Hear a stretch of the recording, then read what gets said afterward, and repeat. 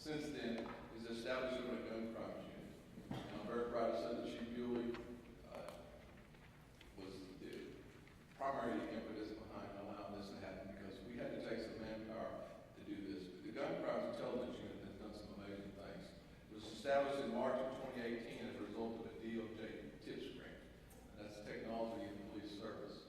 And Ms. Karen Curry was very instrumental in helping us get this grant before we won that. It was about a $479,000 grant that we used to buy some technology enhancements. One is ShotSpotter, which I'm going to talk about in some success stories in a little bit, and the other is an IBM Analyst Notebook. And the IBM Analyst Notebook allows us to do social networking, not social media, social networking. And that's where we go in and we try to identify shooters or key people, find out who they associate with, find out where they associate with, so we can address them with resources and those in particular. And the other thing we'll cover real quick is we recently submitted, once again, thanks to Ms. Curry, a grant for $800,000. We hope that we will get awarded in October of this year, which will allow us to establish a, and that is very, very critical to us. Currently, we have an agreement with the Arkansas Crime Lab where we use their lab. They've been very, very accommodating to us. But the crime lab closes on weekends and on holidays. This would allow us to have 24/7 access to be able to go out to crime scenes, collect the shell casings, to be able to come in and then take those shell casings and enter them into an ATF noggin system, which I'll talk about this here in a second. But the mission of the gun crimes, as y'all all can see, is to identify and target individuals who carry and use illegal guns, to reduce or prevent gun crimes and the associated violence through the development and production of time-sensitive, actionable intelligence. I cannot tell you how important that is. Time-sensitive, actionable intelligence. If we don't act on it in a timely manner, people move, drive away, leave. We need to be able to identify very quickly so we can put a person with a gun or in a location. It also assists state and federal partners in their successful prosecution efforts of individuals involved in or associated with gun crimes. Is our U.S. Attorney representatives here? I guess not. Okay. Well, I can't tell you how much the U.S. attorneys have also.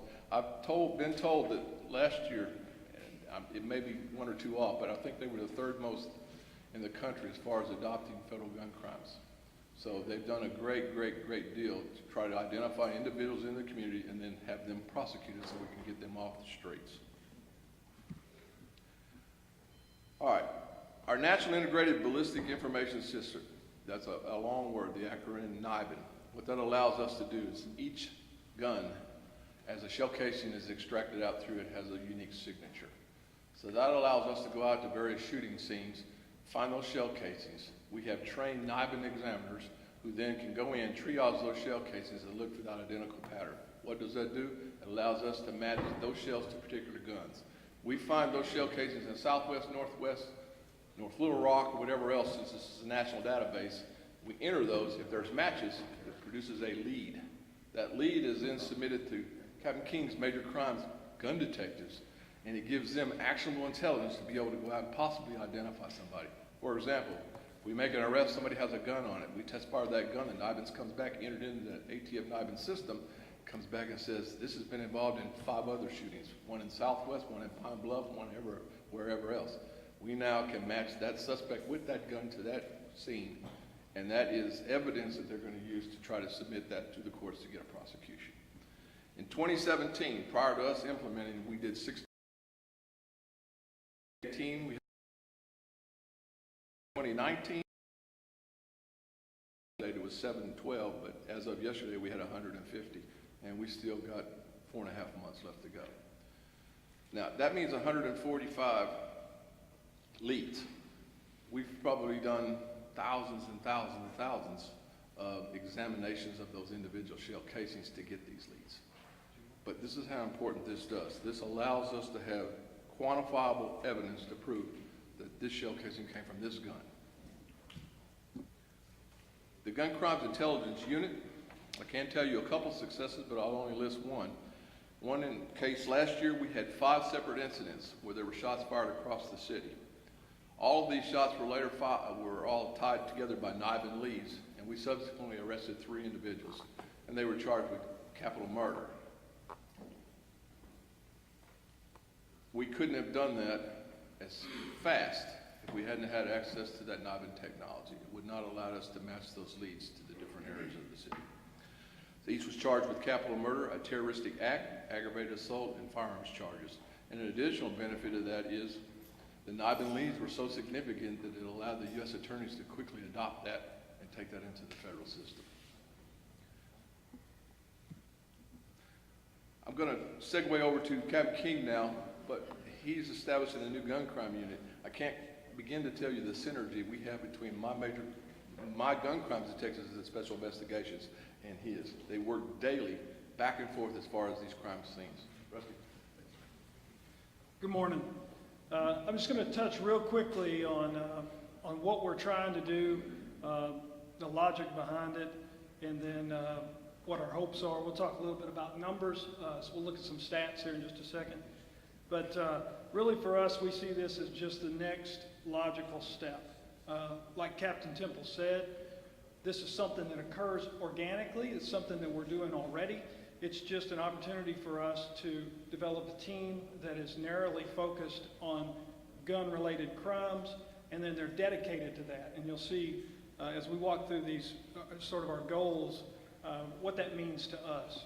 So again, as the chief mentioned, this stuff is predicated on our 21st century philosophy and pillars.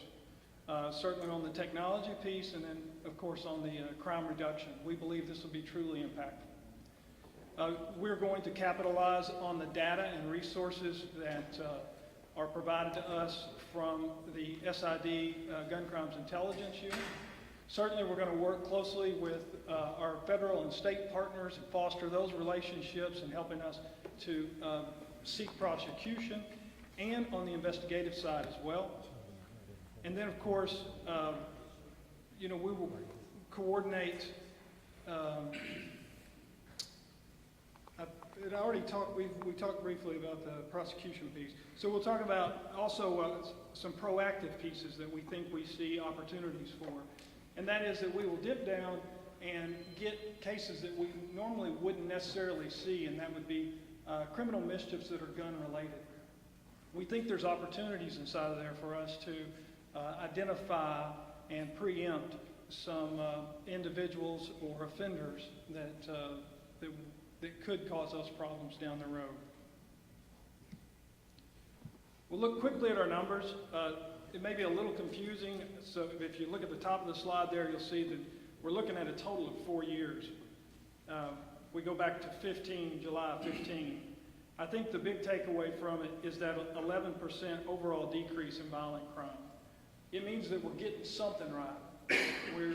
We think we know what we're doing right. We think that it is this collective effort. That aggravated assault, that's the majority of our numbers, and what exists inside of there are these shootings, these terroristic acts that we're talking about, these battery first. All these gun-related things are inside of those charges. It's also worth note that when we report these numbers, we report on the NIBR's reporting protocol. So it means that we are reporting a higher, so let's take for example a terroristic act. If you shoot into a house that has 6 people in there, that counts as 6 offenses. That's the appropriate way to report that, and so it causes that number to drive higher. But it does show a good picture as to what we're dealing with as far as offenses go. This breakdown here just shows us across again, going back to 15, we'll go across the monthly timelines, and you can see those numbers go up and down. Again, we're just walking through basically the same information broken down into a monthly. Then I'm going to get out of your way. ShotSpotter is a technology that we purchased out of this TIPS grant. It became active December 18th of 2018. It was seasoned January 1st, 2018, by all the gunfire and stuff that goes on celebratory for the New Year's. So our ShotSpotter guys told us that would probably be something that would help us, and it actually did. The ShotSpotter has been amazing for us as far as helping us solve some crimes and respond to some crimes to get assistance through there. But what basically it is, it provides immediate alerts outside of 911 calls. And we've been finding that we're seeing a little bit fewer 911 calls on these ShotSpotter areas because people know that ShotSpotter is going to go.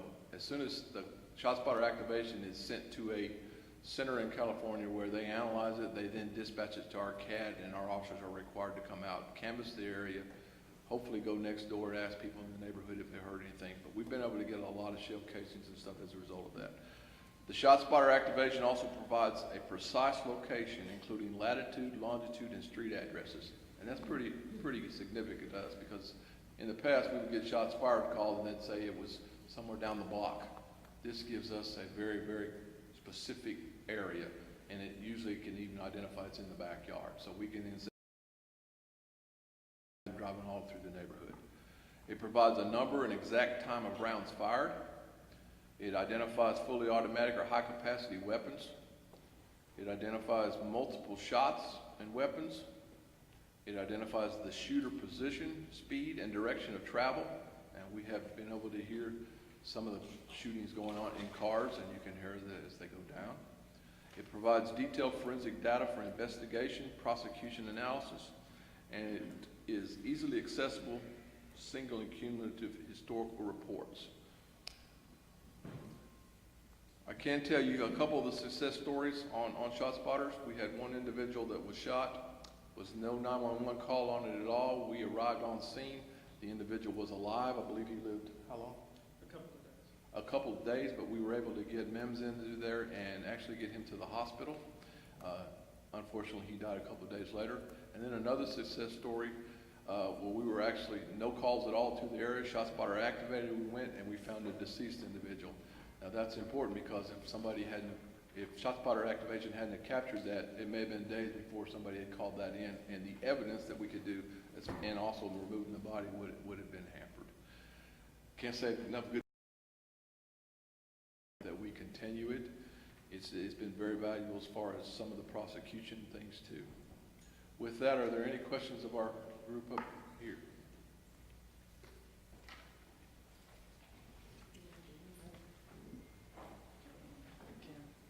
Yes, ma'am.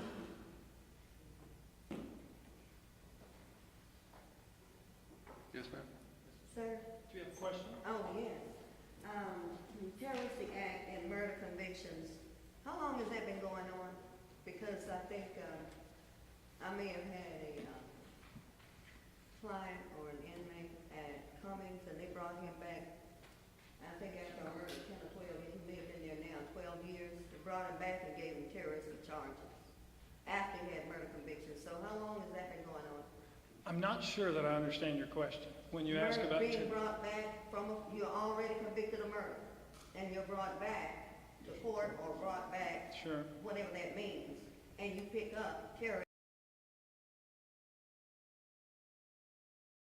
Know the facts and circumstances around that case in particular. Don't know if the additional charges are related to something separate or if they're actually related to that initial incident that you're talking about. And the ShotSpotter, we called, I think, July 4th, and when you give the information, is that out now? ShotSpotter? You're asking about data that was generated as a result of ShotSpotter I activation. July 4th, there were shots, a lot of them, and then distinguishing them from the recreational, fire things for 4th of July. The fireworks? Yeah. The- So you were able to distinguish that. Were there any calls that you know of on the 4th? I know I called, and I know the difference Ma'am, in the gun. We'll get with you and get your specifics. We capture that data as far as if you called, did we respond, and I can get that for you. I can tell you that ShotSpotter has technology that allows them to monitor whether it's a firework, a backfire of a car, and if it is, then it's not dispatched to our CAD system. It doesn't tie our units up to where they're being busy. That's one of the great things about that. It differentiates gunfire. But I'll get your name and I'll be able to call you later to ask, was there an officer report generated for that? At our neighborhood connection meeting, there was one FBI female agent, and she came to talk to us about sex trafficking. Is it limited to one FBI agent, or we have many, and we have that kind of a situation in Arkansas? I know they have it in Tennessee, East Tennessee. I don't know how many the FBI has. We have 2 ICAC, which is Internet Crimes Against Children, assigned that are TFOs that work out of my office. So Chief Humphrey has allowed us to have 2 dedicated fully to doing human trafficking, crimes against children, and that type of stuff. I don't know how many are actual FBI agents, but we have 2 Little Rock Task Force officers. Yes, sir, thank you. On those 2 success stories that you mentioned, were there arrests made or use of shots fired? Not on the 2 mentioned stories, but yes, we have made arrests on shot spotter activations related to homicides.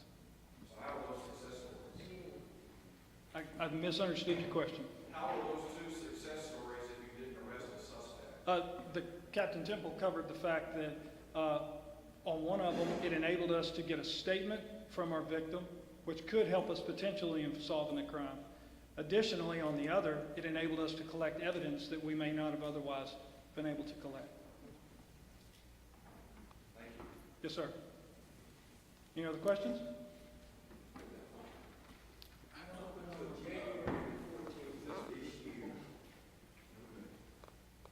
was going out to the county jail every Tuesday and Thursday.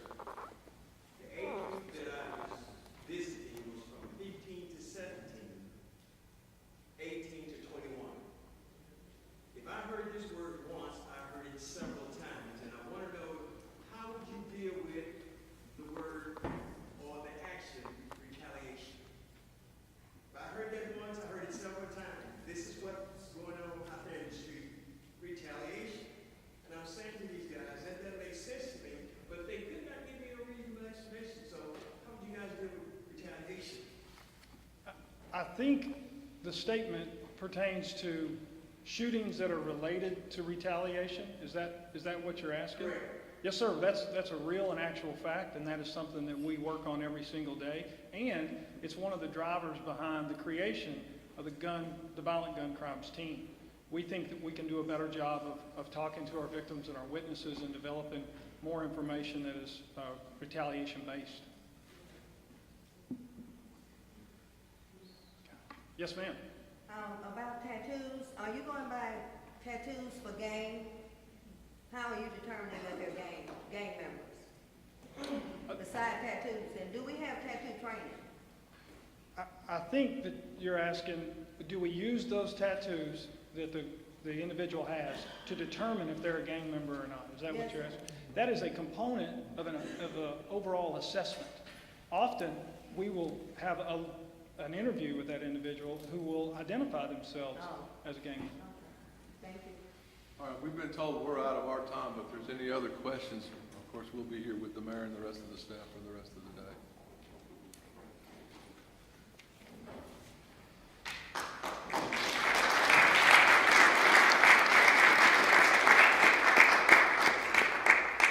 Good morning. I'm Wayne Bewley, Assistant Chief of Police for the Little Rock Police Department.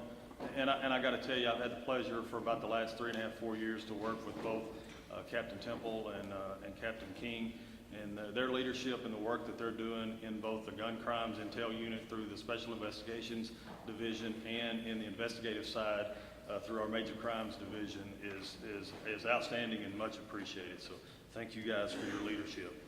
It's now my pleasure to introduce Ron Teachman.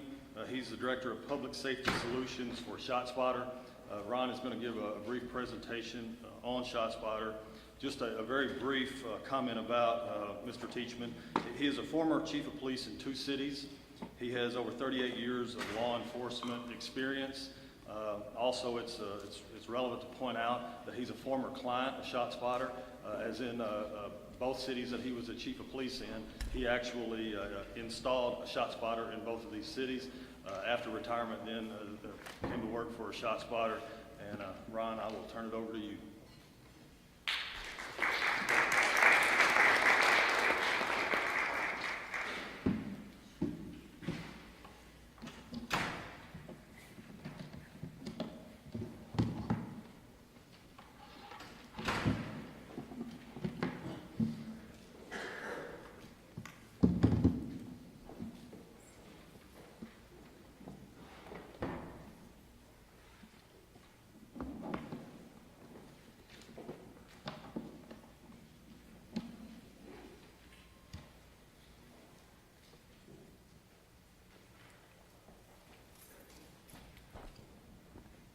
Good morning. I'd like to begin by telling you a story. Tonight in Little Rock, it is likely in some neighborhood there'll be gunfire. The noise will startle and awaken a woman from her sleep. A single mother. She gets out of bed, steps into her slippers and puts on her robe. She walks down the hallway and checks on her children. And then goes to the window and discreetly looks through the blinds, waiting to see a Little Rock squad car. And what happens or doesn't in those next few minutes will determine her perception of her personal safety, the safety of her children and her family, and her perception of the Little Rock Police Department and this administration. Thank you for the introduction, Assistant Chief Bewley. I'm here on behalf of my colleagues Wes Amberboy and John Reisenhover. And in my next few minutes, I'm going to take you through three main chapters quickly. Detect, Protect, Connect. ShotSpotter, as you heard, detects gunfire, distinguishes fireworks and backfire and other noises, and gives a specific location to where the shooting took place in seconds. We protect the police so they can better protect the community. We connect the police to the crime scene and connect the police to the community, which is very important. But before I get into how it works and what it does, just want to spend a couple of brief seconds on why. Why was this technology brought to Little Rock, and why is it being considered for expansion? And as I go through my comments as well, looking back on comments by the chief about the 21st century pillars, we think we address each of the 6 of the 21st century pillars. So rhetorically, what is your perception of gun violence in Little Rock? We know from the research we've done, violence is not just homicides. In fact, on average, across our client base in the ShotSpotter coverage areas, there are far more non-fatal shootings than homicides, about a 10-to-1 ratio, which is why I'll just say, although it's concerning that the homicide rate has gone up in Little Rock recently, to see the ag assaults, which includes non-fatal shootings, on the decline is a very positive step. So congratulations. But 10-to-1 ratio in general, 129 shooting incidents and almost 400 bullets spent for every homicide. We also know that it's a handful of people that are driving us crazy in every city that there's gun violence. A handful. And quickly what happens is they buy a gun on the street, they don't go to a gun store because of their criminal record. And as those red dots indicate, they shoot at the time of purchase. There's no warranty with a street gun. They shoot at stop signs and stationary objects for marksmanship. They shoot to let the neighbors know, to intimidate. They shoot at their rival gang members or group members with intent to kill and miss, shoot with intent to kill and wound, and ultimately shoot with intent to kill and kill. So the answer seems simple. Stop the homicide, stop the non-fatal shootings, have an intervention with the shooter early on. But here's the problem. How do the police know when someone's shooting a gun? Do they get some special notice in the sky? No. They need the community to call. It's very unlikely that a police officer is going to witness someone shooting a gun. Very unlikely. They need the community to call. And as sophisticated as our 911 system is, and as great as the people are that work in the 911 system, the weak link is the community not calling. In fact, nationally, the average is about 20% or less. And it's hovering right around that here in Little Rock from the data that I've seen. And when people do call, they don't have specifics about how many shooters are involved, how many rounds were fired, is there an injured person, because they're calling from their home, which may be some distance away. And it's delayed. So with all that, why don't good people, law-abiding citizens here in Little Rock, call the police? They tell us, we're not sure if it was gunfire. I don't want to call about fireworks and think it was gunfire and send a false alarm. I assume someone else would call. I'm afraid that the shooter or the shooter's group is going to see the squad car at my door. I call. I never see a police officer. She's expecting to see a police response. She's expecting to see a Little Rock squad car. But for all the reasons I just mentioned, she's not going to see one most likely with just 911. Is her expectation reasonable? I submit that it is. Police project an aura of omniscience. Click at a ticket, drive sober, get pulled over. I was a chief 8 years. I didn't go to too many community meetings and say, CSI? Nah, we don't have that stuff. We project competency because we think there's deterrent value in that. But she doesn't know that. She thinks the police know. And if she thinks the police know and they don't show, what does she conclude? They don't care. And to the officers in the room, she's saying that you don't care. That's a false understanding, but you can see the logical pathway. In our failure to respond, I say I still bleed blue, to respond comprehensively to every gunshot deteriorates our community policing and our collaborative efforts. Beyond that, if mother thinks the cops don't care, if the family adopts that mentality, that goes to the next generation and affects quality of life. Doesn't let her kids go out and play after school, keeps them in the house, keeps them in the yard. Not even to use the playground across the street. And is he too young to be recruited by the gangs and groups in Little Rock? Not at all. And if family thinks the cops don't care because they don't respond, that's fertile ground for gang recruitment. Finally, and I'm being brief, there's not just a psychological harm when children are exposed to violence and trauma, there's a physiological effect on brain development. It's called adverse childhood experiences. It doesn't have to be like this in any city in America, and certainly not here in Little Rock. So how do we help build this model of trust? We're ShotSpotter. And for those of you that I gave my business card to, and I have plenty more to distribute after my comments, on the back of our business card is our purpose: earn the trust of law enforcement, to help them provide equal protection for all and strengthen the police-community relationship, ultimately reducing gun violence. So the 3 chapters that I mentioned, detect, protect, connect. Let me begin with detect. How does it work? Bear with me, I have a 3-minute video that explains.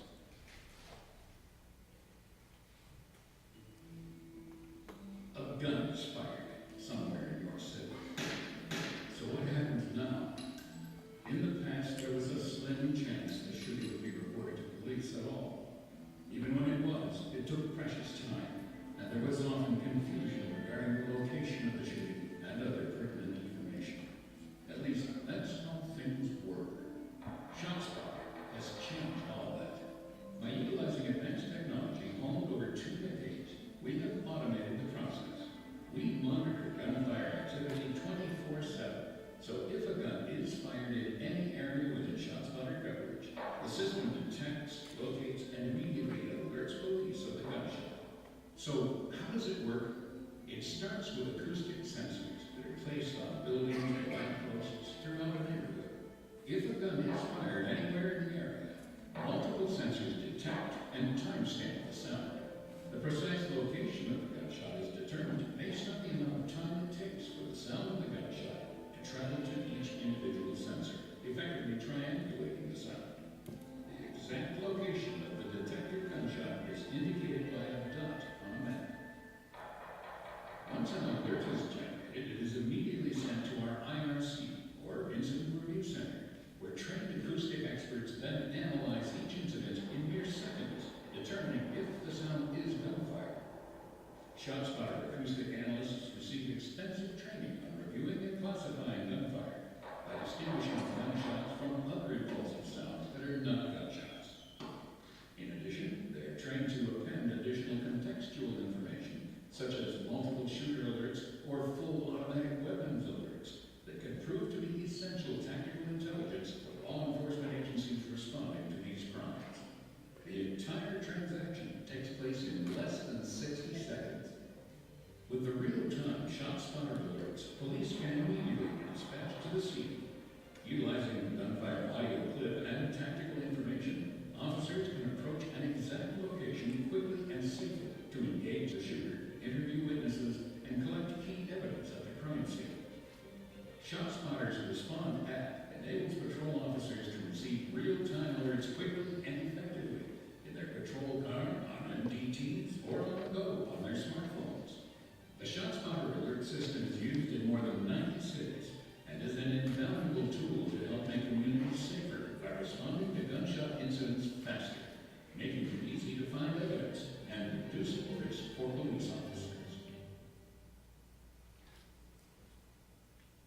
The easiest way to understand the science, although it's far more sophisticated than what I'm about to say,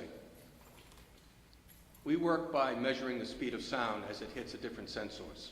And you all know from childhood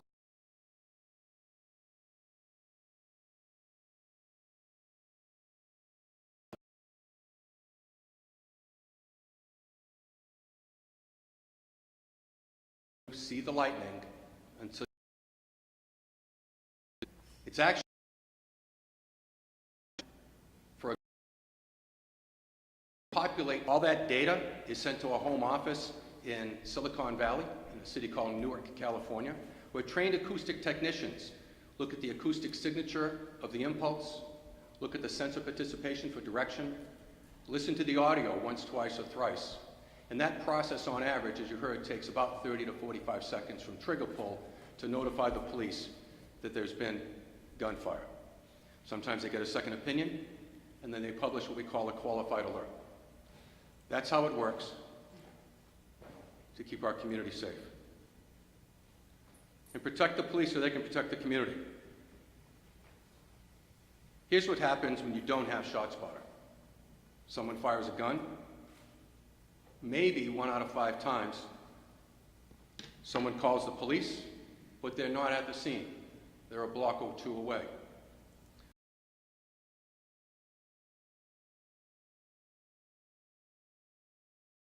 The information.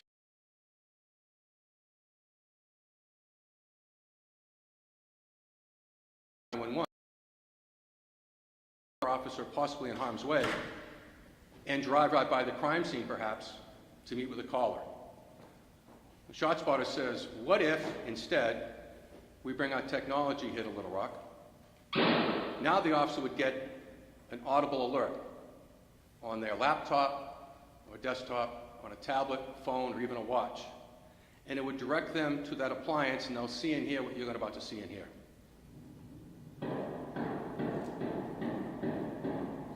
We would publish the audio that we captured on that gunfire incident. As you can see, that little bubble, little balloon, has 7. That's the round count, as Captain Temple explained. Give a satellite view of the location. But here's what's really nice for officer safety as well. What if that officer is not acquainted with that neighborhood? They're working overtime, they're backed up another officer. That's not their beat, so to speak. Well, see that little blue icon? You just push that, and it takes you to Street View Google Maps, and the officer become fully acquainted with the crime scene they're about to go to before they leave where they're dispatched from. Here's another example. What if someone called 911 and said, I think I hear fireworks. There couldn't have been gunfire, there are just too many noises. Would you please have someone check it out? Well, indeed, in this instance, it wasn't fireworks. In fact, gunfire from multiple shooters, one of whom had a high-capacity weapon. We'd also tell you it was full automatic. But notice the overhead. You see the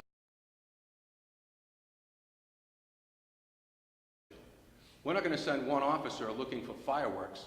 We're going to send at least 4 officers so we can put one on each end of that bridge and 2 at least at street level to deal with the level of threat of multiple shooters. All that information gets published to their cell phones as well. They can see cumulatively what has occurred. They can see that incident with the 7 rounds, and they can even get navigation tools.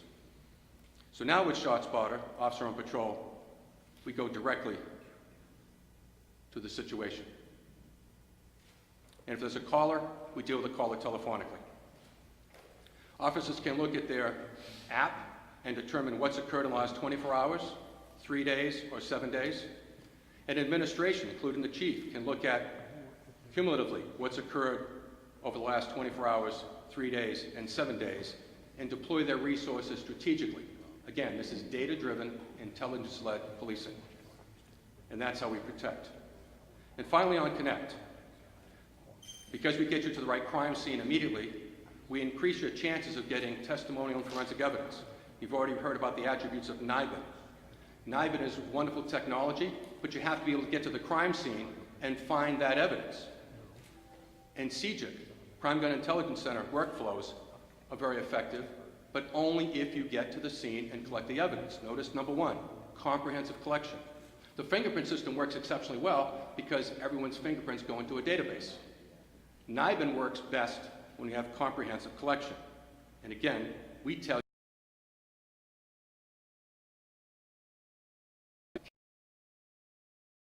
you plate readers, real-time crime centers, even UAVs and drones, as well as GPS monitoring. And because we allow or encourage our clients to share the data, such as with school officials, children are exposed to trauma. We want to get them clinical care, trauma-informed care. We know that children witness violence. So taking the data, sharing it with school officials, gives us that opportunity for trauma-informed care. Now, our clients measure outcomes and outputs. We prefer to see outcomes. Notice the middle one is New York City with the heart. They're looking at community trust and community engagement. And that's what they talk about, even though they've had record reductions in violence in New York City. Time is tissue, and with ShotSpotter, we increase the likelihood of survivability and reduction of trauma in a shooting incident. But then police will do what they do, set up the crime scene, talk to witnesses, and gather forensic evidence. Well, we train them and encourage them to go one more step. Before you leave the crime scene, before you take down that yellow tape, knock on doors and ring doorbells, a couple of houses in every direction. I'm guessing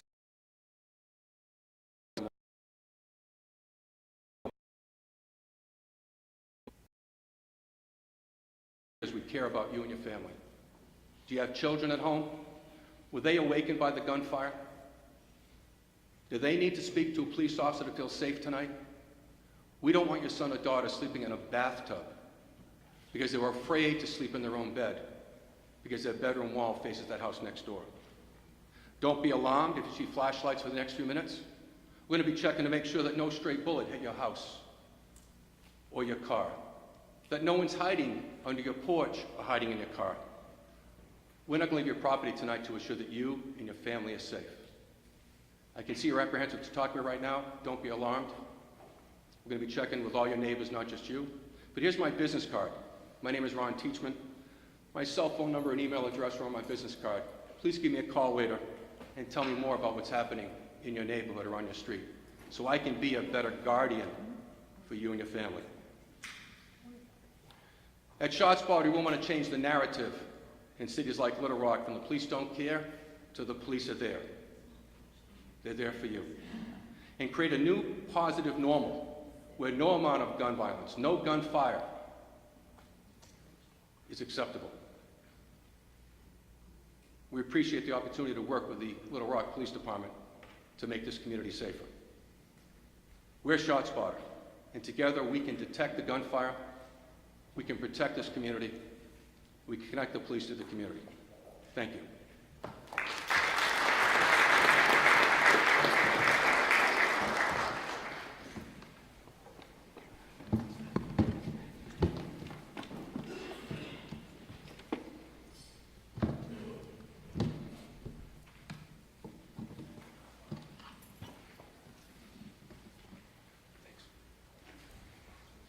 Thank you, Ron. I appreciate the presentation and your partnership with the Little Rock Police Department and ShotSpotter. We truly appreciate that. We will now have a presentation from Mrs. Karen Curry, who is a grants manager for the city of Little Rock. Karen, for many years, was a leader in criminal justice reform while serving as the state's prosecutor coordinator, and for over 40 years has been going after and managing grants. So, Karen. Thank you so much, Shafili. While we're getting the PowerPoint back up, I'm going to go ahead and launch in. One of the very most important things that you can do in getting and obtaining grants is to be a good steward of the grants that you have. And so, one of the most important things right now One of the most important things right now that people can do if you're wanting grant money is to learn about evidence-based programs.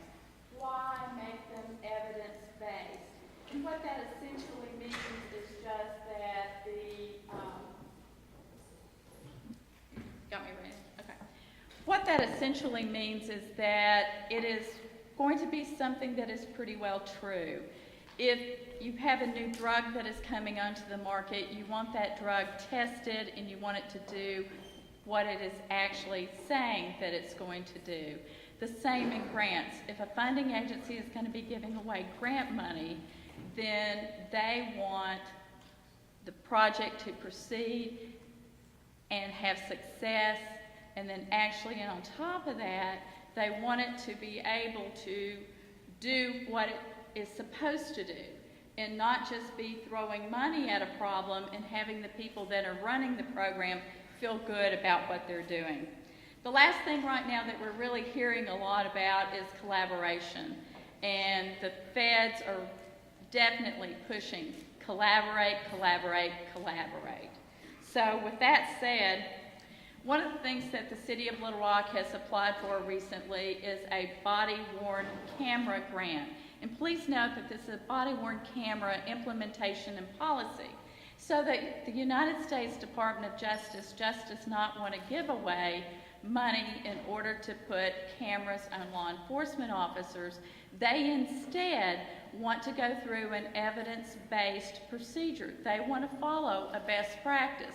And what they have found by funding this through the years is that you really need to do it in a certain way. So at this point in time, the Department of Justice has come up with a toolkit. It's on the internet. You can go on and take a look at it. And it will say, okay, if you want to, if you're a police agency and you want to implement body-worn cameras, then here is the very best way to do this. And they have a checklist that the city is actually following, so that even though we may not get this grant, I'm got my fingers crossed, but I never like to count my chickens before they hatch. But even if we don't get this grant on the first go-round, we're still going to have learned a lot just going through the process, and we'll be in an even better place to be more competitive the next go-round. And as I said, this grant is incredibly competitive. A lot of the places that have received or that have cameras, they want more cameras for their particular city and for their officers. So there are a lot of people going to the well. I think we have positioned ourselves well, and we will continue to do so. So I'll have copies of this implementation checklist out on the desk during the break. One of the things that is so important too that the Department of Justice wants departments to consider is what is in their actual policy. And so they have a listing of things that they want in it before the Department of Justice will fork out the money in order to purchase the cameras. They will want to have reviewed our particular policy, what all is in it. They also are going to require us to attend seminars about the best practices. The Department of Justice has also recorded all of their previous sessions, and those are out on the internet already, and I'm very proud to say that LRPD has had someone watch every single one of them already. So LRPD is all over taking a look at this particular toolkit. So we will find out whether or not we are in a position to receive some grant money along toward the last week in September, first part of October. Next one that I'm very excited to start working on will be some projects involving domestic violence. We have a lot of challenges in that particular area. There are a large number of grants that are out there that deal with this issue. One of those grants used to be known as a pro-arrest grant. So it is a comprehensive grant that not only works with law enforcement, helping them to do some additional domestic violence investigations and that sort of thing, but it also addresses the prosecution side as well as, of course, with the victims, or as the folks working in domestic violence would say, with the survivors. So one of the main grants on that one is due in February. Of Crime Victim Services, I think the chief talked about his desire to expand on that. We have filed some grants on that. We have been told really good chance that we're going to get them, but we're not going to know exactly what for a while. The last time we were awarded this, we found out the last week in August, and the grants will start back up again in October. There is, as of yesterday, the Department of Justice has put out now a word that they're going to open up grant solicitations for community police officers. We've not had a chance to talk with the chief and with the mayor about this one, but we have had these grants before. They do require a lot of match, so there's going to have to be a tremendous amount of study as to whether or not the city actually wants to apply for those. If we do get them, we could get up to 15 officers, but as many of you know, it's on a sliding scale basis. Typically, the first year, the Department of Justice will allow payments from them for 75% of an officer's salary and benefits, and then the next year it's reduced down to 50%, and then the year after that is 25%. There's also kind of a wild card in criminal justice. It's a grant there that's known as Innovations in Criminal Justice. And those grants will be due next May, so we're hopeful to come up with a very good, viable project for that particular grant. Captain Temple talked about, too, our efforts and how we really want to get what is known as a crime gun grant. That would, for us, be a continuation of our TIPS grant and the Gun Crimes Intelligence Unit, which would have in it a continuation of the ShotSpotter and some of our social network analysis software. It too requires a phenomenal amount of collaboration, and that is what is making the program successful. That grant, by the way, is incredibly, just absolutely incredibly competitive.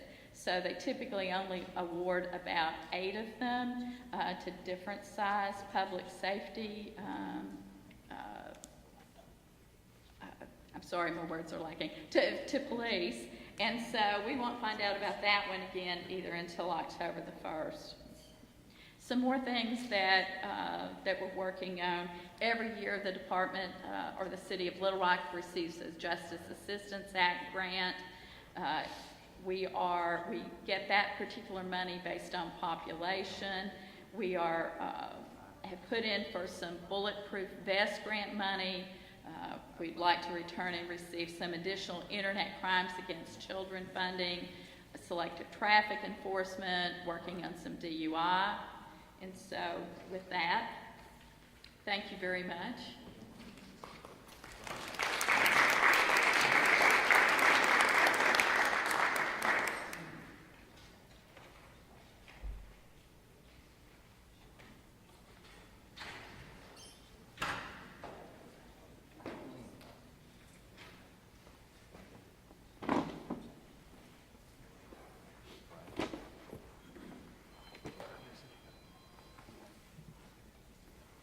Good morning once again. It's my honor and my privilege to introduce one of our community partners from the Department of Justice Community Relations Services Division, Miss Cynthia Taylor.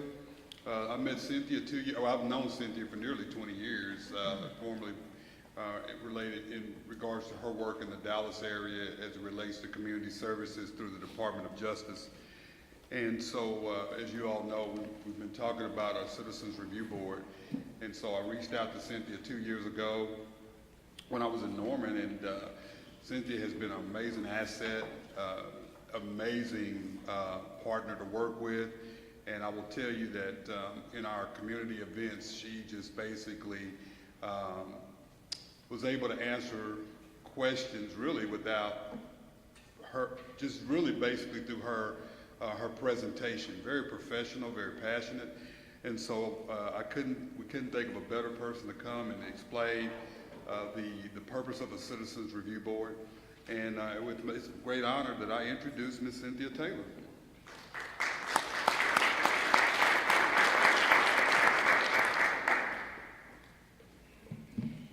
Thank you, Chief. And I'm thrilled to be here with you today. Again, my name is Cynthia Taylor. I'm the Regional Director for the Department of Justice Community Relations Service for both the Southwest region and the Rocky Mountain region. And again, Chief, I've had the pleasure of working with you for many years, and I have to say that the Chief is very forward-thinking when it comes to police community relations. I also want to thank the Mayor as well for not only embracing, but expanding on the ideas, concepts, and programs that we brought to him.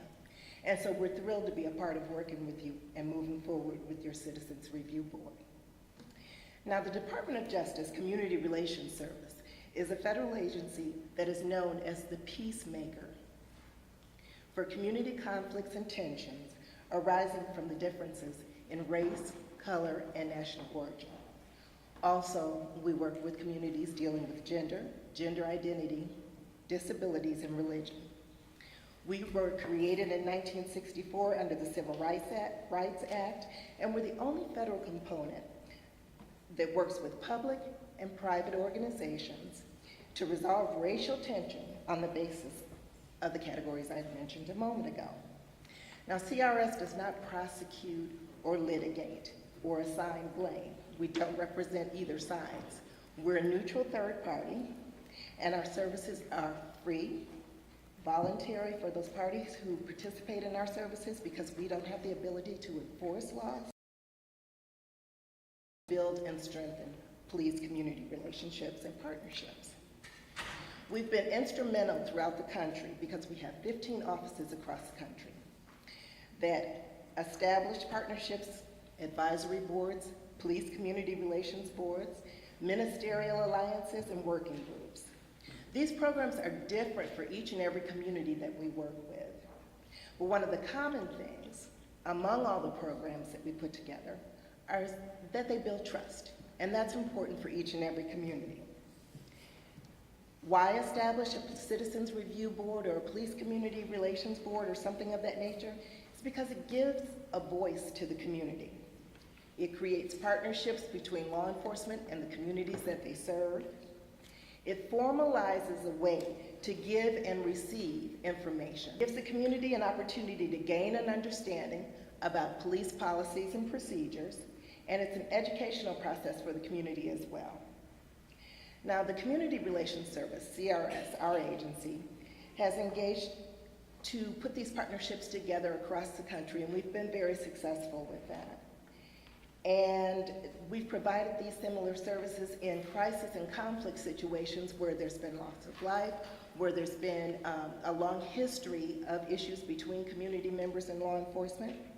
And we're thrilled to be a resource here in Little Rock as you move forward with establishing your Citizens Review Board. We will continue to help. Again, our services are cost-free, and we'll come back as many times as necessary to help implement and move forward the process that you're working with. And again, we look forward to serving you in any way that we can. Thank you.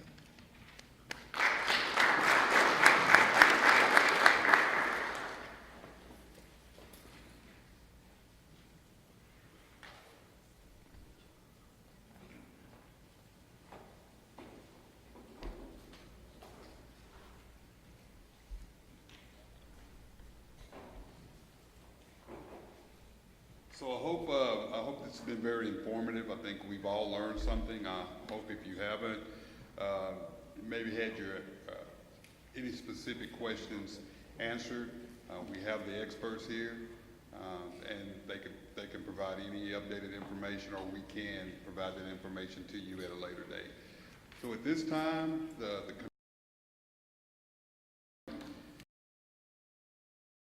feel free. Finish enjoying the refreshments and feel free to ask questions. And I think the mayor may have something to say. I won't forget about the mayor. This is one of those impromptu things, but I definitely, again, want to share with the community how much we appreciate those who have took time out this morning to come hear about what the Little Rock Police Department is doing to make certain that the city of Little Rock is one of the safest cities in Arkansas as well as the United States. I want to definitely share our appreciation to our ShotSpotter representatives. Ron, you did a phenomenal job really showing how we are working to not only be tough on crime, but be smart on crime. And as we're being smart on crime, it gives us the opportunity to streamline services and be more effective with the resources that we have by utilizing technology and innovation. And that's something that as we begin to look at our budgeting practices, trying to figure out how we can continue to expand our technology and our innovation services with the ShotSpotter. This type of technology does cost money, but in the end game, when we are curbing crime, it helps us to become more economically vibrant because many people choose where they want to live based on the safety of their city. And we want more people to choose to live in the state's capital city. And by being a safe city and being a smart city as it relates to technology innovation, as it relates to crime and reduction of that crime. About the law enforcement side of public safety, I also want to take this time to recognize our brothers and sisters of the Little Rock Fire Department who've been here today watching patiently because they are critical in as well. We have our Pulaski County Sheriff, Eric Higgins, who's here today as well. It means a lot that you're here, and many of our federal partners that we've already acknowledged, and many of which will be a part of the roundtable discussion. So thank you so much for this opportunity for us to share with the community. As you begin to have more questions, please let us know because we want to make certain that we're being accountable, clear, and transparent. Little Rock Police Department and the City of Little Rock. To our City Board of Directors, thank you so much for being here today. I know Joan Adcock's here, Director Hendricks, Director Peck, Director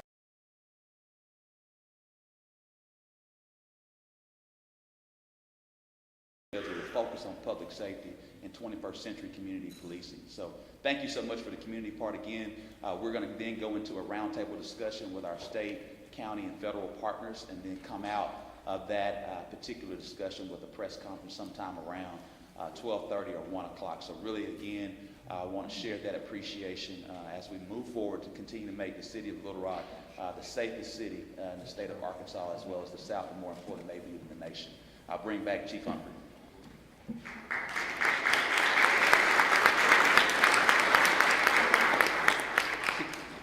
You always recognize one other person I have, not only my church member, but my state representative and the new minority leader, Frederick Love.